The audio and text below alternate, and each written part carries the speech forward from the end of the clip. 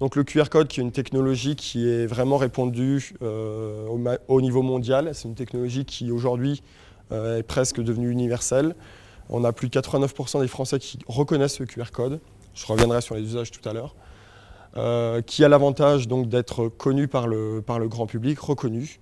On trouve des lecteurs de QR code très facilement. Certains constructeurs d'ailleurs intègrent un lecteur de QR code par défaut sur leur smartphone.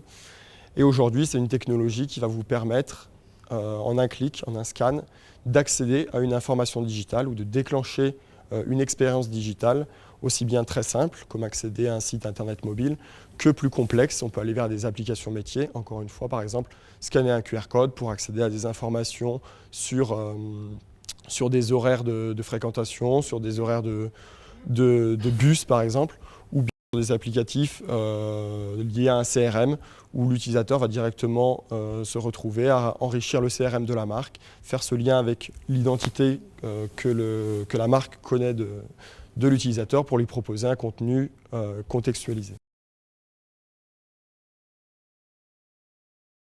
Technologie sans contact, donc le NFC, c'est une technologie qui est attendue depuis plusieurs années et qui connaît un regain d'intérêt, notamment depuis les derniers mois, et l'intégration dans l'iPhone 6 du NFC pour des applications de paiement.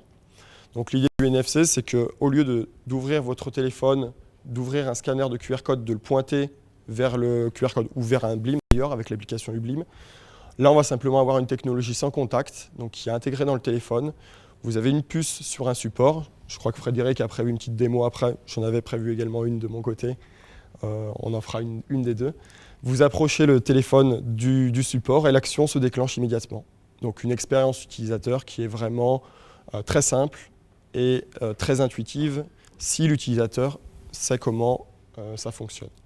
Donc les enjeux autour du NFC, c'est de voir comment les usages se développent autour de cette technologie dans les mois à venir. Aujourd'hui, le grand public ne sait pas utiliser le NFC.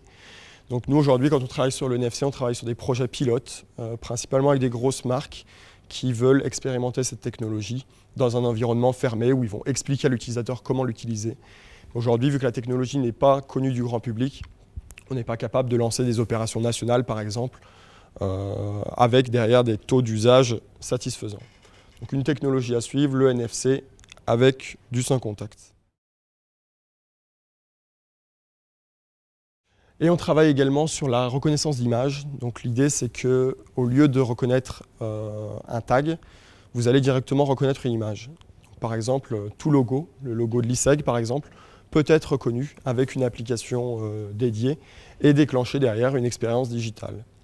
Donc les applications autour de cette technologie aujourd'hui sont principalement dans la presse, où vous allez avoir un livre entier qui va pouvoir être reconnu par exemple, et toute page du livre ou du magazine va renvoyer vers un contenu digital complémentaire.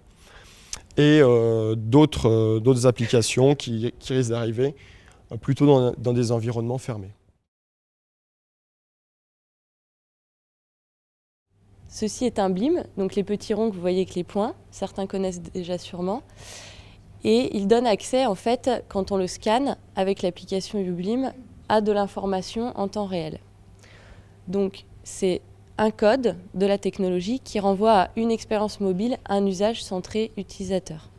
Ça se compose d'un code qui va être totalement personnalisable, donc avec un logo, un pictogramme, une image, et qui, avec l'interaction mobile, va afficher une interface en réalité augmentée.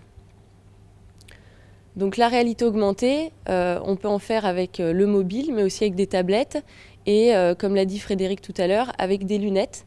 Donc par exemple, avec les Google Glass, on peut avoir en incrustation réelle dans la ville des informations sur des bâtiments, sur des enseignes, etc.